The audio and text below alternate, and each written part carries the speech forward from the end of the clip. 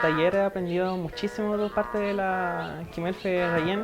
Ella hace muchos años que está aprendiendo Mapudungun, instruyéndose en la lengua y ahora es educadora tradicional. Entonces su forma de enseñar actualmente es muy didáctica porque como tiene experiencia trabajando con niños pequeños, las clases son muy buenas. Aparte del contenido, el material, todo lo que elabora por su cuenta y nos trae, complementa muy bien las clases.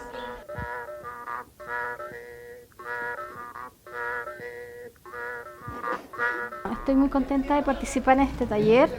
Ya es el segundo taller que tomamos con Rayen. Me encanta ir avanzando cada vez más, ya que al principio era solo una presentación y cada vez vamos avanzando mucho más.